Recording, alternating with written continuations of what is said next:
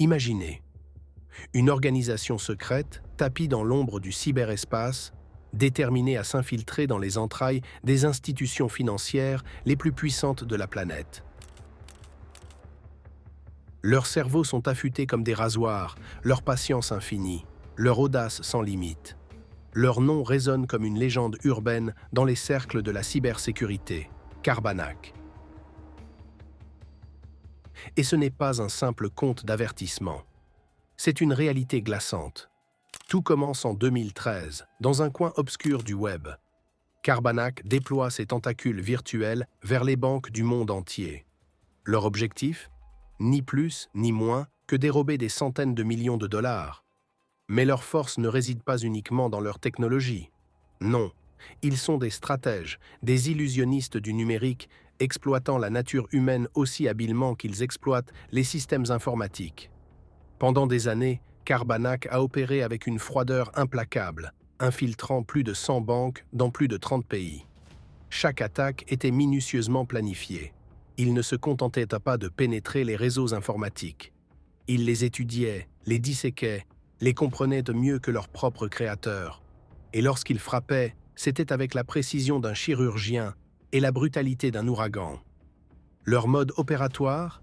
Un cocktail explosif de phishing, d'ingénierie sociale et de logiciels malveillants d'une complexité stupéfiante.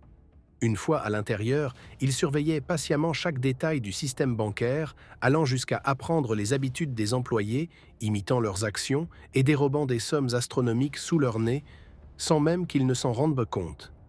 Les communications entre les membres de Carbanak étaient un chef-d'œuvre de discrétion.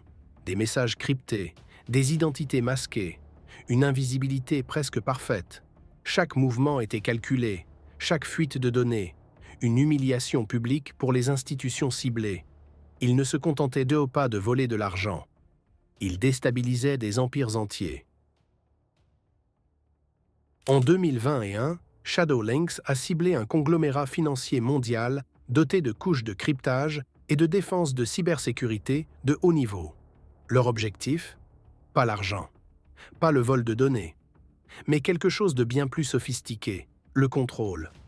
Leur plan était de manipuler l'algorithme de trading boursier basé sur l'IA de l'entreprise, influençant subtilement les marchés mondiaux sans jamais laisser de traces. Shadow Links a commencé son infiltration avec une technique connue sous le nom de empoisonnement de la chaîne d'approvisionnement. Au lieu d'attaquer directement les pare-feux de l'entreprise, ils ont identifié un petit mais crucial fournisseur tiers, une société de conseil en IA ayant un accès privilégié aux systèmes centraux de l'entreprise. Ils ont intégré un code malveillant dans une mise à jour logicielle de routine. Une bombe à retardement cachée à la vue de tous. Le code est resté en sommeil, attendant le moment parfait pour frapper. Une fois à l'intérieur, les hackers ont effectué une reconnaissance approfondie, cartographiant le réseau interne avec une précision chirurgicale. Ils ont observé le comportement du système de trading IA, analysant ses modèles, ses faiblesses et ses processus de prise de décision. Leur objectif ultime ? Manipuler subtilement les fluctuations du marché en injectant des transactions soigneusement calculées, juste assez pour créer des micro-anomalies sans déclencher d'alerte. L'exécution a été méticuleusement planifiée. Shadow Links a progressivement introduit de fausses données de marché, amenant l'IA à ajuster ses algorithmes par paliers. Ils ont exploité les problèmes de latence, envoyant de faux signaux au système au moment opportun pour influencer les transactions.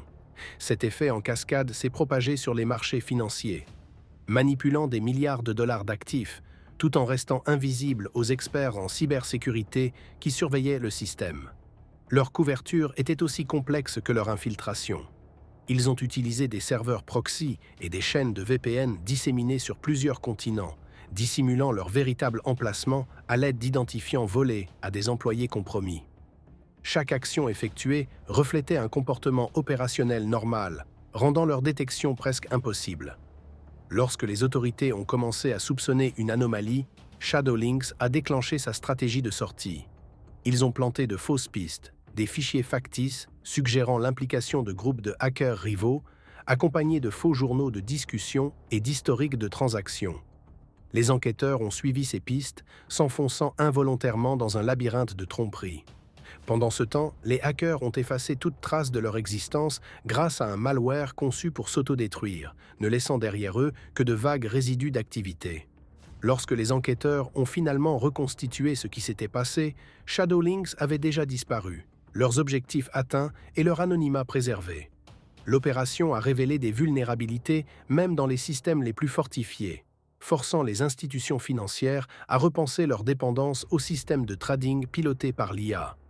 Ce fut un rappel brutal qu'à l'ère numérique, les plus grandes menaces ne sont pas des attaques par force brute, mais des intrusions subtiles et calculées qui manipulent le tissu même des écosystèmes financiers. Bientôt, les médias se sont emparés de l'affaire. Le gang de hackers qui fait trembler les banques titrèrent les journaux. Leurs exploits déclenchaient une panique mondiale. Mais une question hantait les experts. Qui sont-ils? Comment peuvent-ils être si insaisissables? Contrairement aux cybercriminels ordinaires, motivés par l'argent facile, Carbanak semblait pousser le chaos à son paroxysme, jouant un jeu complexe de manipulation et de pouvoir. Leur leader, connu sous le nom de code Dennis, était un génie du piratage, capable de naviguer dans les systèmes les plus sécurisés avec une facilité déconcertante. Jeune, brillant, insaisissable. En 2018, un coup de filet policier mené par les autorités espagnoles a permis l'arrestation de plusieurs membres de Carbanak, y compris leur supposé leader. Mais l'histoire ne s'arrête pas là. Comme un phénix, le groupe continue d'opérer dans l'ombre, prouvant que Carbanak n'est pas juste un groupe de hackers, mais une idéologie. Cette histoire est une mise en garde brutale. Notre monde numérique, aussi sophistiqué soit-il, reste terriblement vulnérable. Ces hackers ont révélé des failles que les institutions préféraient ignorer, laissant une question cruciale en suspens. Sommes-nous vraiment en sécurité? Qui sera leur prochaine cible? Carbanak est peut-être tombé, mais leur impact reste indélébile. Ils ont prouvé qu'en cybersécurité, personne n'est à l'abri. Et si cette histoire vous a captivé, n'oubliez pas de vous abonner pour découvrir d'autres récits fascinants sur les mystères du monde numérique.